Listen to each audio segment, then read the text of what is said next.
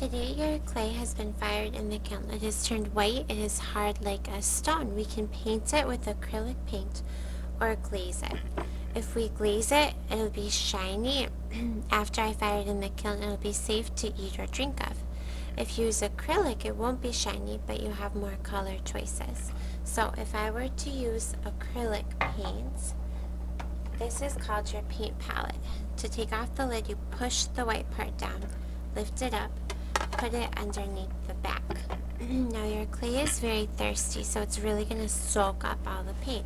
I never swoosh my paint around because that would make it dirty for the next artist. I'm going to start with my base coat. And if I want a lighter version, I would add a little white. So maybe I want a light blue. So I'm going to take some blue. I'm going to just take a little swoosh of white. And I can mix my own color off to the side, keeping those two still nice. Now the paint is really going to absorb into that clay because that clay is really thirsty, and I'm really wiggling in my brush so that I get out all of those white little cracks.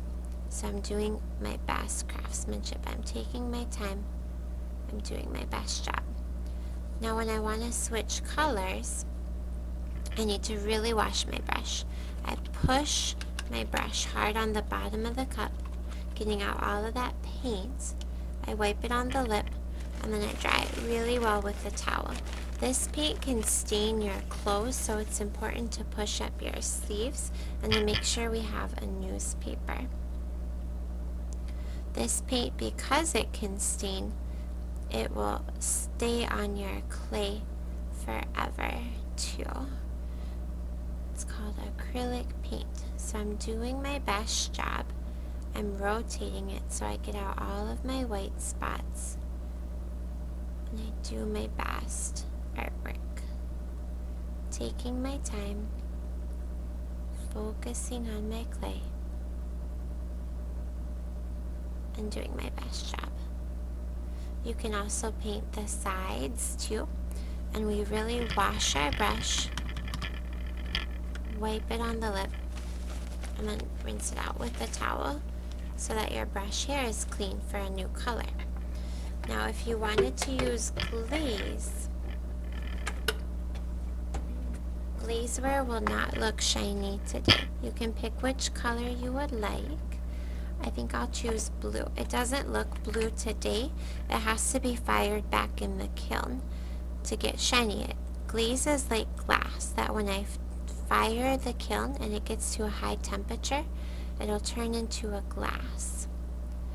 And with glaze, I need to do 3 coats or 3 layers or 3 times on my clay. So I'm not going to paint the bottom of my pot or of my pottery or my sculpture because your clay will need to sit on the shelf of the kiln. So here's one I glazed. The bottom is not glazed because when I set it on the shelf, the glaze would stick to the shelf. So we always leave the bottom white so that it doesn't stick to the shelf. So I paint the whole thing with glaze, getting out all of those white spots, doing my best job.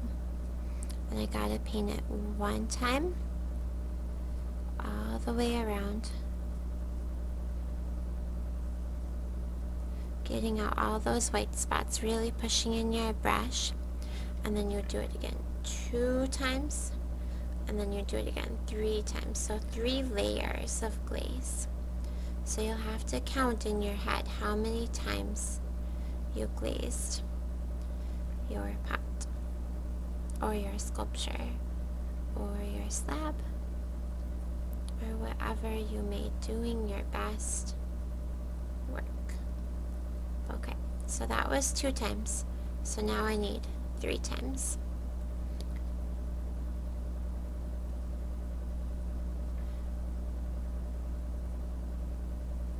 Okay. There, I did 3 coats.